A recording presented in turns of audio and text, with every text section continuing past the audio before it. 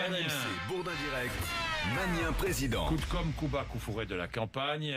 Où en est-on de la communication dans le camp du candidat Fillon? Eh bien, il y a toujours les grands classiques, avec par exemple Benoît Apparu qui s'en prend encore une fois au système. C'est pas parce qu'aujourd'hui, le système médiatico-politique condamne François Fillon qu'il faut s'en satisfaire. Voilà, toujours ce grand méchant système. Mais il y a une nouvelle consigne pour les porte-paroles. Dès qu'un micro se présente, il faut dire que François Fillon va sortir renforcé de cette affaire. Ça a commencé dès lundi avec Jean-Pierre Raffarin. Je pense qu'il a convaincu par l'émotion, mais il a aussi convaincu parce qu'au fond, les épreuves lui ont donné l'épaisseur présidentielle. Ça y est, il a l'épaisseur présidentielle. Même argument pour le porte-parole Jérôme Chartier. Il montre à quel point c'est un homme solide. Comme on dit dans la Sarthe, c'est un homme planté. C'est un homme vrai. Après cette série d'attaques, il sortira renforcé personnellement. Il est à deux doigts de nous dire que c'est une bonne nouvelle pour lui, cette affaire. On continue avec Gérard Longuet.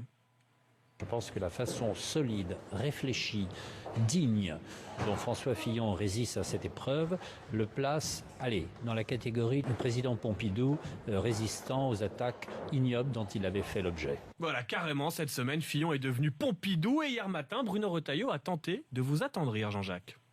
François est fort. Je pense que tout ce qui ne tue pas rend fort. Je l'ai vu dimanche. Il a montré cette qualité de solidité. Et c'est ce que veulent sans doute les Français. Ils aiment bien les hommes suturés. Il aura quelques sutures après cette épreuve. Merci Bruno Retailleau. Je pleure presque, hein, mais pas encore tout à fait. J'ai pas réussi.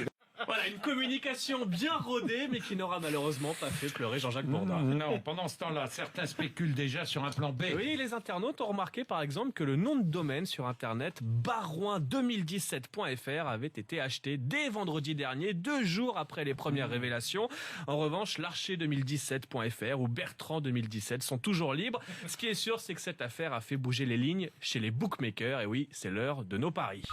Les courses RMC. Alors vous le savez, c'est interdit en France, mais en Grande-Bretagne, les paris sur notre élection vont bon train et les cotes ont sérieusement bougé ce matin.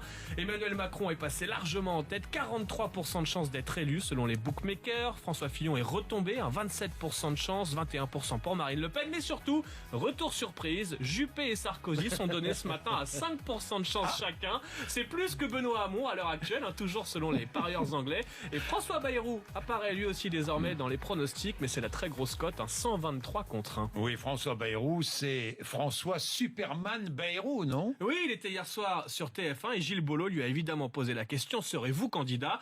Eh bien, François Superman Bayrou a donné sa réponse.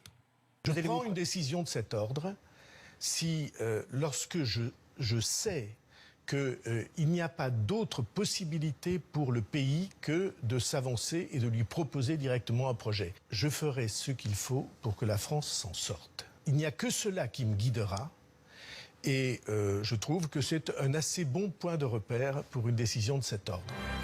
Il fera en sorte que la France on va voir s'en ce qu'il sorte. dit ce matin. Tiens, François Bayrou, il est avec nous dans un instant.